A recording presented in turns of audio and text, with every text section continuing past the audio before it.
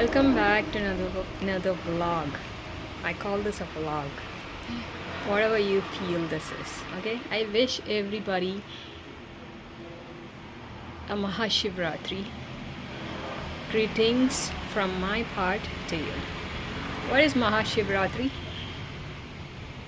I don't know. When you are a child, you assume that Mahashivratri is the only day when you are free to stay awake the entire night. That's it. Okay, that's something you know about Mahashivratri, and that's not it. You know that it's about Lord Shiva, right? Lord Shiva in Hindu mythology, I think Shiva is the only Lord, only God who is a destroyer, known to be a destroyer, but still people worship him, people adore him, people revere him as a Lord. But he is actually a destroyer. In the sense, we have something to learn from that. Just like, when you read these mythologies, there is a lot of things that you can learn, and that's why I am so much interested in reading something from, be it any religion. When you read about the mythologies, in the sense, we say it's a myth because some of the things that is said there, because nobody has seen it happen. It's happened so many eras before when nobody connected to us were there. That's the reason you call it mythology, probably. And there is a factor of myth in that, which means that it is not even close to truth. That's how you say. But when you add faith into mythologies, what happens is that it becomes a reason to worship and to celebrate and to follow, which evokes in us a feeling of devotion. That's how it works, when faith is added to it. That's how when we wish people, we always wish them have faith. In the sense, faith is a very strong element. If you have faith, it turns ordinary things into into powers that we cannot explain by anything we have read or we have been taught. That's what happens. Supreme things, or what is a word that you use to explain that? What is faith? So that's the reason we often wish others to have strong faith, and let your strong faith be stronger with every passing day. That's very important. Can you see this? I applied the nail color today and it's a mess. I tell you, a total mess. But someday I'm going to apply these nail colors sitting in the comfort of a parlor very soon. Okay, the good days are coming closer. So let me get you back to Mahashivratri. So today is Mahashivratri, and we have reverence to this God, Lord Shiva, because Lord Shiva is the only God who is a destroyer, but we are so devoted to that God. So what are the good things that we learn from some of the mythology? What is so good about being a destroyer? Tell me. We are always told to be constructive. So the opposite of being constructive is obviously destroying. We don't want things to be destroyed. We want to create things. Like Mahavishnu is a protector, and Brahma is the creator in Hindu mythology. So I'm just telling you what I know. Okay, it's not like I have a wide knowledge in these areas. I am not, but I'm just telling you what the simple facts of these things. So when you read mythology, like you read Mahabharata, you know about Bhishma and the Pandavas and all those connections there is between them, and you actually wonder what is so good about destroying, being a destroyer. Is it very necessary that when we are created, we need to be destroyed as well? Like our body is destroyed, in the sense our body is burned when we are no longer alive, isn't it? So why is it so? Why is it done? So what is so good about being a destroyer? That is something you can think about. Lord Shiva is a destroyer, and we still worship Lord Shiva. It's very important that in life you will learn from this mythology that you need to know how to be creative, and you need to know how to be destructive as well. At some point, some things are meant to be destroyed so some things can be created out of it. That is one message that you will learn from this. If not so, why is Lord Shiva called to be a destroyer and we still worship him so much? Think about that. People will give you all the answers. I know there are so many scholars in this area, and they know why it is so, but I'm just letting you know, I'm just making you think in that angle of it. Okay, so today is Mahashivratri, and it is more than just staying awake at night. I've tried it many times and it never actually worked for me. Until now, I've never been able to stay awake the entire night. I've tried it, and during my exams in my 20s I've tried it, because you had to, there was no other option, and at those times I could stay awake till 1 o'clock. That is the maximum limit I've ever touched. Beyond that, I've never been able to, because whatever you try to mug up after that, whatever you try to learn, it's all gone, because you are so sleepy. And so I have never been able to stay awake beyond that. But it seems from childhood I've learned that people do stay awake for Shivratri the entire night, and you'll be blessed. I don't know what is your idea of being blessed when you do something in certain way. I don't know. That is another thing which I would be very much interested in hearing from you. What is your idea of blessing? Like I'm telling you, if you stay awake tonight, it is about the astronomy, probably we can call it astronomy, and the astrology, whatever you call it. Both of these work today for your good. So if you are able to stay awake today, it's not about the mythological story that you know about. Like people say, today is the only day when Lord Shiva sleeps, and all the other days Shiva is awake for us, for the good of people, though he is a destroyer. So it is our duty to keep ourselves awake the entire night, just one day in a year, so Lord Shiva can rest. That's how we have been told as a child. But it is not just that. It is that everything works for good for us the entire night tonight. So why do you want to waste that one night when you can be touched by all the positive energy and the powers there is? So that is the reason. I cannot explain it any differently than this, because I don't know it, but I mostly tell you things in the lame language there is.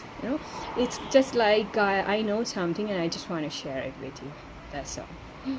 So let me tell you it differently. Like, let me tell you, tonight is the night. If you just keep yourself awake, you are going to win something big. Probably your desire, whatever is your most important or most precious desire that you have been saving, is going to be done. If I tell you that, are you not willing to try to stay awake tonight?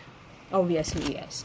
That's a power of your desires. That's a power of wanting something badly, and that can be an incentive, and that can kind of encourage you to stay awake. And that it is the same thing. It is about faith again. Faith is something that makes us believe in things that is not yet seen, but we hope for. We believe in it. So people who believe that everything, every particle of the universe works for us tonight, those people stay awake tonight. Because if you stay awake tonight, all the energies work in our favor. So that's the reason. Don't sleep and waste those precious moments. That's the whole idea behind it. Now, if you want further explanations, you can always go to Isha Foundation, because I think in India you will not find any other organization that works so much for Shaivanism. Shaivanism means the people who are devoted to Lord Shiva. I believe in Lord Shiva because I think I just adore him because see, as I said, it's so interesting to know that how important is someone who works for the destruction, and why is it he so relevant in our life, in this universe, that we just don't. We have three people in the sense: a creator, a protector, and a destructor. And so it only teaches us that all the three aspects of life are so vital in this universe, in sustaining life. It's not just the creators. We also need protectors. We also need destroyers. It's important. So does it mean that destruction is good? In that case, you go to a prison, you will find so many people who have been involved in some way in destruction, but it's not that. It's not that. So you need to learn. That's the reason you need to have the power of discretion, they say, and discrimination. Discrimination as such is a very important term, because we should be able to know what is good and what is good in what situations. It's not like everything is good in every situation. You need to be able to discriminate the context of it, when it is good. Okay, so that's it. No more lectures for today. So have a blessed day. And how about you are celebrating Shivratri today? Whether or not, it's very interesting to read all this, So whichever religion you follow doesn't matter, but you need to understand there is something good in every holy book. When you read through it, there is some message that you get. And as Mahatma Gandhi always said, pick the good and let go the not useful aspects. Not exactly bad, we won't use that term. It's not always like good and bad. There is something that is in between and which is not useful for us, so we don't want it, we just let it go. But pick the aspects that is useful for us, that is good. Okay, so that's it. So today is Saturday. Happy weekend to everyone. And I had nothing much to do today, so because very coincidentally I finished all my tasks. Because you know why I finished all the tasks? Because I was so inspired, so motivated by the video that I made, the last video, that is day before yesterday, right? It was so motivating because I spoke something about having a planner, daily planner, and sticking to it. And not just that, being able to have a separate folder for the things that you keep pending, and that the things that you were interested in doing and you did not do it, and you don't know where to put it because you don't want it standing on the way when you are trying to do the things which fits in today's schedule, right? So for all those activities you need a separate folder, and that is what I'm telling you. That particular video which I made, when I spoke about it, the things that I already knew, it actually motivated me to finish some of the tasks which I had kept pending from so long. So some of the activities I finished, and still there is some which I'll be doing in the coming days. Okay, so that's there are so many advantages of making this video. Do you think I just sweat here for nothing? It is sweating. It's so hot, it's hot to even step outside. It's very hot. So that's it. So celebrate Mahashivratri, whoever is celebrating it, and have a good day. Stay peaceful and stay blessed, and try to be a vegetarian today. Usually I'm an vegetarian, but today for a change I'll be a vegetarian. Okay, being vegetarian has its own advantages and disadvantages as well. We will do that in another segment probably.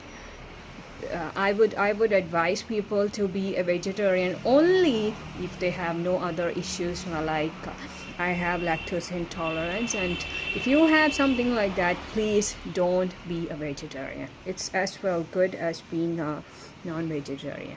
okay, because you have your own health issues in the later periods of life, which is kind of unhealthy for you. It's not good to depend on supplements for a very long time. If you have an option to have to fill it, or to get those supplements or whatever the nutrients which is required in a natural manner, like through food, if you can get it, it is always best, right? Supplements are like substitutes, do you like when someone is absent, you have a substitute who takes that place. Is it like you like a substitute every day, or would you like someone who is permanent in that post? So supplements are like substitutes. They are there for a period of time. It's kind of what do you say? It's a mutual understanding basis. Because something is not there, you have to depend on these supplements. That's it.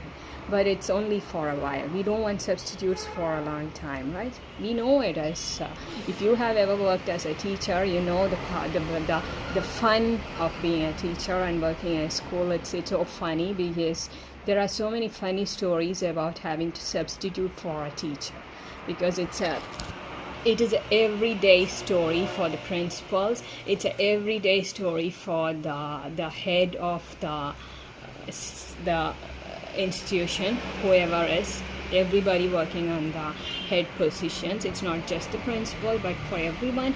If one teacher is absent on leave, it means that you need to find a substitute.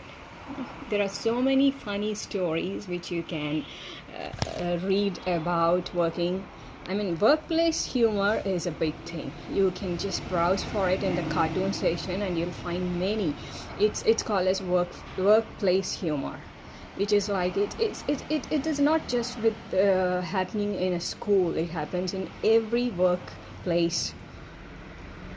It's a part of it. So you want some humor, I do it. I just open the cartoons and I go through it and I laugh at it. When you laugh, laughing is a good therapy. When you laugh, it's like it makes you take things lighter than you would have. I know some of the issues are serious, but serious issues, if you face them too seriously, it can contribute to stress. So we don't want to get stressed, because stress leads to many health issues. So we don't want that. So instead of getting us towards that height, it's better to go through some humor and take things lightly. Even the seriousness of things, you can approach it in a lighter way, because that is about your own health. You don't want to be unhealthy, right? So go through these cartoons, and I used to do it a lot. And the real life issues, when it is done in cartoons, it feels really nice. You get some kind of energy out of it to know that it is so common, and it's not just you who is dealing with that.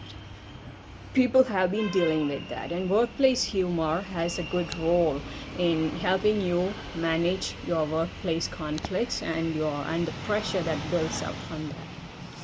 Okay, so that's about it. I will close it here on a happy note. It's a blessed day, and stay blessed, as I always say. And this also goes to Mr. Les Brown, who's celebrating his birthday today, or he already celebrated it yesterday, I'm not sure. I have been very much interested in watching his videos. From 2014, I watched the best video I've ever watched is Stay Hungry, because it has inspired me so much, and I realized the value. We think that we are doing something wrong when we are hungry, and when it feels like you want something out of life which others don't seem to want, and but then he has done it so well, that Staying Hungry, that particular episode you should watch. So I always have him in my heart. Whenever I think of him, I just, what comes to my mind is that particular episode. So that's, as people in US always say, a big shout out. No? That's what they say. So that's the good of watching so many vlogs. When you watch vlogs in YouTube, there are some good things. People who have this habit of picking the good from everything, they are never at loss. Whichever situation, whatever nasty things they have to experience, whatever stupid programs they watch, however they spend their time, I'm telling you, they pick the good, the lesson, and just let go the rest of it. So it's a good ability, in the sense it's a blessing in disguise, I would say. So that's for today, and let's stop it here. I'll be back tomorrow. Probably is my off day, because as I said, every day showing up is becoming very monotonous, and I'm not getting the pleasure out of it. So tomorrow will be an off, and day after I'll be back with something. Take care.